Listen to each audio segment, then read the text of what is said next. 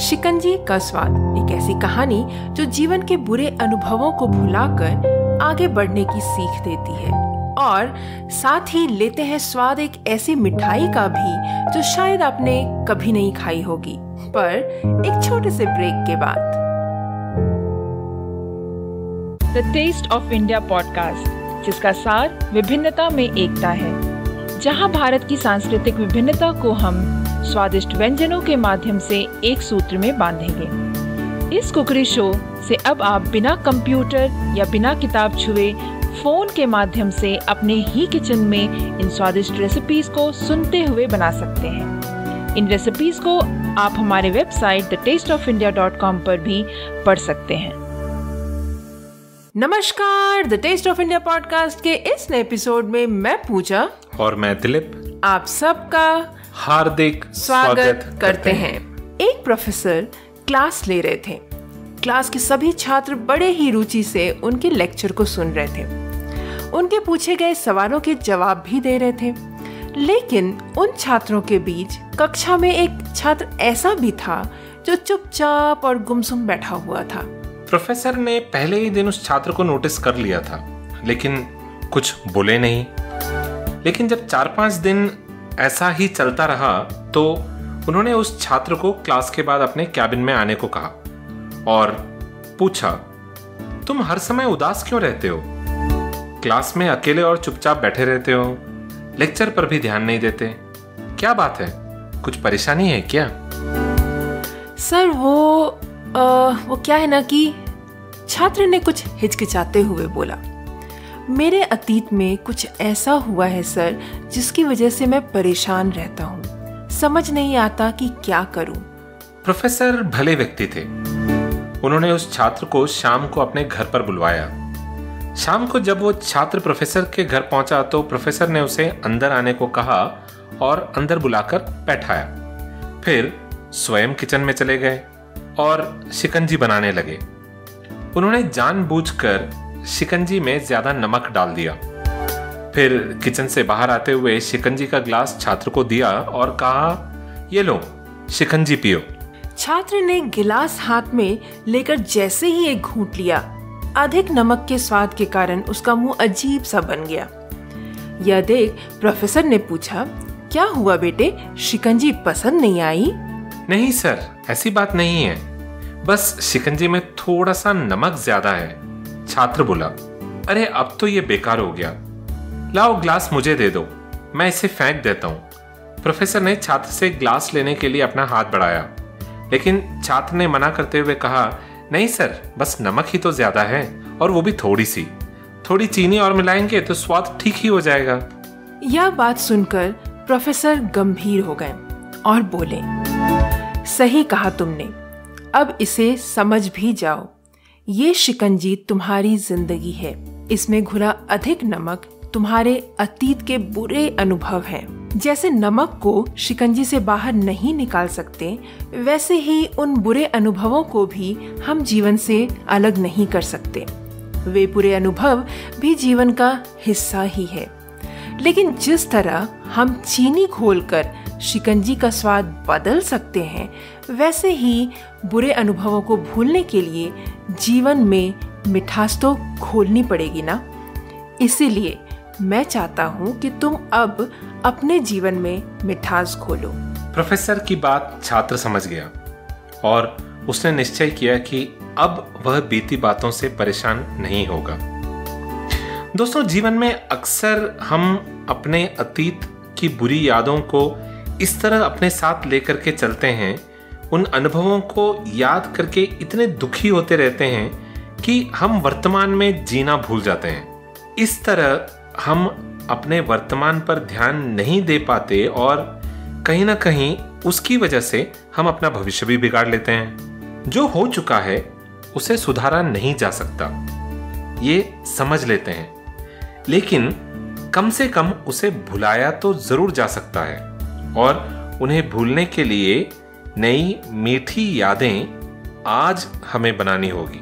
जीवन में मीठे और खुशनुमा लम्हों को लाइए, तभी तो जीवन में मिठास आएगी और जीवन जीने का मजा आएगा, है ना? बिल्कुल सही दिलीप। तो अब क्योंकि हमने शिकंजी पी ली, तो अब क्यों ना हम थोड़ी मिठाई भी खा लेते हैं। चलिए मीठा खा लेते हैं और अपने जीवन में मिठास घोल लेते हैं। बिल्कुल। और दोस्तों, जैसा कि मैंने आपको कहा कि हम आज एक ऐसी मिठाई बनाने वाले हैं जो शायद आपने नहीं खाई होगी। अगर खाई है तो आप हमें बताना ना भूलें। तो सबसे पहले हम बता दें, आपको सस्पेंस ब्रेक कर देते हैं कि आज हम किस चीज़ की मिठाई बनाने वाले हैं। तो दोस्तों, मैं बता दूं कि आज हम परवल की मिठाई बनाने वाले हैं। चौंक गए ना? जी हाँ दोस्तों, ये परवल की मिठाई यानी कि सब्जी से बनी हुई मिठाई। तो आइए देखते हैं कि इस रेसिपी को बनाने के लिए हमें किन किन चीज़ों की आवश्यकता होगी। तो हमें सबसे पहले चाहिए होगा परवल। बड़े बड़े साइज़ के मैंने परवल लिए हैं यहाँ पर, तकरीबन 5 से 6 परवल लेने हैं आपको। 250 ग्राम चीनी, 2 कप पानी। उसके अलावा हमें चाहिए होंगे स्टफिंग तैयार करने के लिए 2 लीटर फुल क्रीम मिल्क मैंने लिया है। बेसिकली हमने यहाँ पर मिल्क इसलिए लिया है ताकि हम खोया तैयार कर सकें। यहाँ पर मैंने मार्केट वाला खोया यूज़ नहीं किया है, घर का बना हुआ खोया यूज़ किया है। तो हमने यहाँ पर 2 लीटर मिल्क लिया है, जिससे तकरीबन मुझे 250 ग्राम तक का खोया मिला। उसके अलावा हमें चाहिए होंगे 1/4 कप पाउडर्ड शुगर, जो कि हम खोया में डालेंगे स्टफिंग तैयार करने के लिए। आप शुगर की मात्रा जो है कम या ज़्यादा कर सकते हैं। उसके अलावा हमें चाहिए होंगे 3 इलायची, पाउडर कर लेंगे उसे भी। पिस्ता चाहिए थोड़ा सा गार्निश करने के लिए, और चेरी चाहिए गार्निश करने के लिए। So a quick look at the ingredients for today's recipe. We are going to make parval sweets. This is a recipe it's a sweet recipe that is made out of pointed gourd or parval that we call in Hindi. So the ingredients would be 5 to 6 pieces of pointed gourd, 250 grams of sugar and 2 cups of water, or as per requirement. For the stuffing, we've taken 2 liters of full cream milk and we've made khoya out of it. So we got approximately about 250 grams of khoya, 1/4 cup of powdered sugar. This is again something that you can adjust as per your taste. 3 cardamom powdered, pista to garnish and cherry, about 5 pieces to garnish. तो आइए और सबसे पहले हम बनाते हैं खोया। खोया बनाने के लिए हमें एक पैन लेना है, थिक बॉटम वाला पैन लेना है, और उसमें हम जो है 2 लीटर दूध हम डाल देंगे और मीडियम फ्लेम पर इसे पकाएंगे। और बीच में हम इसका फ्लेम कम कर देंगे। पकाते पकाते आप देखेंगे कि जो खोया है, आई एम श्योर कि आपने कभी ना कभी तो बनाया ही होगा। इसे जब आप पका रहे होंगे तो आप ऊपर से जो झाग आएगा उसे हमें बार बार जो है एक करछी की सहायता से दूध में मिलाते जाना है। तो इससे क्या होगा, धीरे धीरे आप देखेंगे कि एक रबड़ी जैसी कंसिस्टेंसी आ जाएगी दूध में। आपको इसे कंटिन्यूस चलाते रहना है, और साथ ही आपको ध्यान रखना है कि जो दूध है बेस में जले ना, बर्तन का जो बेस है उसमें पकड़े ना। वो जलेगा तो उसका स्वाद अलग हो जाएगा। तो बस आपको ये ध्यान रखना है, और इस दूध को हमें तब तक चलाते रहना है और बॉयल करते रहना है जब तक कि ये बिल्कुल खोया जैसा बन ना जाए। तो इस तरीके से जब आपका खोया तैयार हो जाएगा तो आप इसे एक बोल में निकाल कर साइड रख दें ठंडा होने के लिए। इस प्रोसेस को करने में मुझे तकरीबन 2 घंटे लग गए, तो आई एम श्योर कि आपको भी 1.5 से 2 घंटे खोया तैयार करने में लग जाएंगे। So first of all, let us make khoya from the milk So first of all, let's start by making khoya from the milk. Firstly, pour the milk into a large thick bottom pan and place the pan on the stove top and let it boil first on a medium flame. Once it is boiled, lower the flame and let the milk simmer. You need to continuously keep stirring it at regular intervals. Stir the milk with a spatula whenever you see it frothing, and also keep scraping the milk solids from the sides and keep adding them back to the milk. Now the milk will continue to reduce in some time and it will thicken as it is being simmered on a low flame. There will be a stage when the reduced milk will resemble something like that of rabdi, which is an Indian sweet. You can continue to simmer and stir, and at the end, when the milk has reduced much, you will notice bubbles bursting in the reduced milk. This is a stage when you need to keep stirring so that the reduced milk doesn't get browned or burnt or stick to the bottom of the pan. When you see that there are no more bubbles in the reduced milk, it is time to switch off the flame. Your mawa or khoya is ready. This can take approximately about an hour and a half to about 2 hours. Once this is done, with a spatula, scrape the milk solids from the sides and take them out in a bowl and let it cool down. तो अब बारी है परवल को पकाने की। परवल को पकाने के लिए हमें सबसे पहले क्या करना है कि परवल को हम धो लेंगे अच्छे से और स्क्रैप कर लेंगे। स्क्रैप करने से मेरा कहने का मतलब ये है कि हमें परवल को यहाँ पर छीलना नहीं है। काफ़ी सारे लोगों को मैंने देखा है कि परवल की मिठाई बनाते वक्त वो परवल को छीलते हैं, और वैसा करने से क्या होगा कि परवल को अगर आप अच्छे से छील देंगे तो उसके अंदर जो वाइट वाला जो पोर्शन होता है वो दिखने लग जाएगा, ग्रीन नहीं दिखेगा। और क्योंकि परवल की मिठाई को ग्रीन दिखाना है, इसके लिए लोग क्या करते हैं कि उसमें फूड कलर डालते हैं दोस्तों। तो यहाँ पर मैंने फूड कलर का बिल्कुल इस्तेमाल नहीं किया है, इसीलिए मैंने यहाँ पर परवल को स्क्रैप कर लिया है। अगर आपको देखना है कि परवल को कैसे स्क्रैप करते हैं तो इसके लिए आप हमारे website the taste of India पर विजिट कर सकते हैं। वहाँ पर स्टेप बाय स्टेप पिक्चर दिए होंगे। और तो इस तरीके से आपको परवल स्क्रैप करना है, और उसके बाद हमें लेंथ वाइज बीचों बीच काटना है। दोनों तरफ नहीं काटना, एक साइड से काटना है, और उसके अंदर जो बीज वगैरह हैं उनको हमें निकाल कर फेंक देना है। और उसके बाद हम एक काम करेंगे, उसको आप परवल को एक बार आप फिर से धो लें, और हम एक बोल में, एक कढ़ाई में जो है पानी गरम करेंगे। और जब देखेंगे कि पानी अच्छे से बॉईल हो गया है तब हम उसमें परवल को पकने के लिए डाल देंगे। इसे हम तकरीबन 3 से 4 मिनट तक बॉईल करेंगे, पकाएंगे, और उसके बाद गैस स्टव बंद कर देंगे। और अगर आप चाहते हैं कि ये जल्दी से पक जाए तो आप इस परवल को पकाने के लिए आप चाहें तो ढक्कन ढककर भी पका सकते हैं, और ये फटाफट से पक जाएगा। अब उसके बाद हमें इसे आधे घंटे के लिए छोड़ देना है। आधे घंटे के बाद हमें इसे स्ट्रेन करना है। इसे एक जाले वाले किसी चीज़ में जो है आप डालें ताकि पानी जो है इसका कम्प्लीटली निकल जाए, और उसके बाद इसे साइड रख दें। उसके बाद हम एक दूसरा पैन लेंगे जिसमें कि हम फिर से पानी डालेंगे, तकरीबन 2 कप पानी डालेंगे यहाँ पर, और चीनी डालेंगे, और इसे हम बॉईल होने देंगे जब तक कि ये सिरप ना बन जाए। और इसके बाद हमें क्या करना है कि इसमें हम परवल डुबो देंगे। जो हमने अभी भी परवल रखा है उसे डुबो देंगे, और तकरीबन 10 मिनट तक इसमें बॉईल होने के लिए छोड़ देंगे। 10 मिनट तक जब ये बॉईल हो रहा होगा, हम बीच बीच में इसे परवल को अलटना पलटना है ताकि चारों तरफ ये अच्छे से चीनी के इसमें रिस जाए। और 10 मिनट के बाद हमें इस परवल को सोख होने के लिए उसमें छोड़ देना है, गैस स्टव बंद कर देना है, और इसे छोड़ दीजिए ताकि ये जो परवल है इसमें एक स्वीटनेस आ जाए। आप ये भी कर सकते हैं कि जैसे अगर आप आज शाम को इसे बना रहे हैं तो आप इसे बनाकर आप उसी चाशनी में से छोड़ दीजिए और नेक्स्ट डे मॉर्निंग बनाइए, तो ये और भी अच्छे से स्वीटनेस आ जाएगा इस परवल के अंदर। Now on to cooking the parval. So first of all, wash and scrap the parval. You can see how it is done on the website at thetasteofindia.com if you wish to see the step-by-step procedure. Now once you've washed and scrapped it, cut them lengthwise from the center on one side and carefully remove the seeds from the parvals. Then heat some water in a pan, and when the water starts to boil, put all of these parvals into it and let them boil for about 3 to 4 minutes and then turn off the heat. Cover the pan with a lid and set it aside for about half an hour.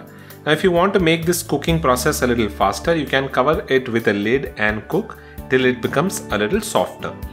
After half an hour, strain the water entirely from the parvals and you can set it aside. In another pan, add water and sugar and let it boil in order to make it a syrup. Stir in continuously so that the sugar gets dissolved in the water properly. And once the sugar syrup gets cooked for about 10 minutes, then add the parval and boil it for further 10 minutes with the sugar syrup. Flip the sides of the parval while boiling with the sugar syrup. After about 10 minutes, cover the lid and let the parval soak in hot sugar syrup for about an hour or overnight if that is okay with you, so that it will become a little sweeter and softer. तो अब बारी है परवल भरने की। हमारा परवल जो है ऑलरेडी पक चुका है और उसमें मीठापन आ गया है, और साथ ही साथ हमारा खोया भी तैयार है। तो अब है बारी भरने की। तो भरने के लिए हमें क्या करना है कि परवल जो सिरप में हमने डाल कर रखा था उसे एक प्लेट में निकाल लेंगे और उसे थोड़ा सा टिल्ट कर देंगे ताकि जो सिरप है, एक्सेस सिरप है, वो उसमें से निकल जाए, और साइड रखें इसे। और उसके अलावा उसके बाद हमें क्या करना होगा कि हम चीनी लेंगे जो हमें परवल भरने के लिए हमें चाहिए, जो हमें खोया में बेसिकली डालना है, चीनी लेंगे। चीनी लेके उसके साथ हमें इलायची डालना है और मिक्सर ग्राइंडर में उसे ग्राइंड कर लेंगे, पाउडर बना लेंगे। और उसके बाद इस चीनी के मिक्सचर को हम डालेंगे खोया में और अच्छे से मिक्स कर देंगे इन तीनों चीज़ों को। तो इस तरीके से हमारा जो फिलिंग है, जो स्टफिंग है, वो तैयार हो गया है। आप चाहे तो इस टाइम पर आप चॉप्ड ड्राई फ्रूट्स अपने चॉइस के डाल सकते हैं। मैंने यहाँ पर ड्राई फ्रूट्स इस टाइम पर नहीं डाला है, जस्ट टॉपिंग के लिए डाला है, क्योंकि मुझे बिल्कुल खोए का अच्छे से स्वाद चाहिए था इसमें। उसके बाद हमें क्या करना है कि एक थोड़ा सा मावा का मिक्सचर लेंगे और उसके बाद हम परवल भरना शुरू करेंगे। तो थोड़ा थोड़ा मिक्सचर डालकर आप 5 से 6 जो भी परवल लिए हैं आपने, उसको भरते जाइए। उसे हमें प्रॉपरली भरना है।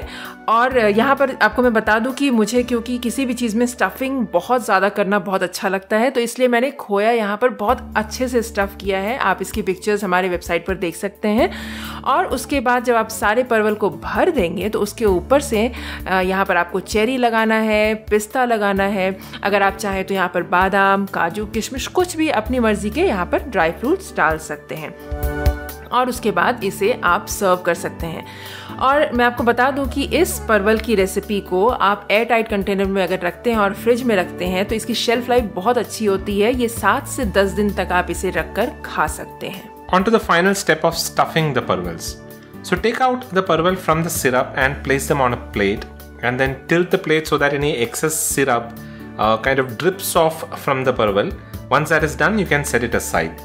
Then grind sugar and cardamom together, and to this mixture add khoya and give it a nice mix. The filling to stuff the parval is ready now.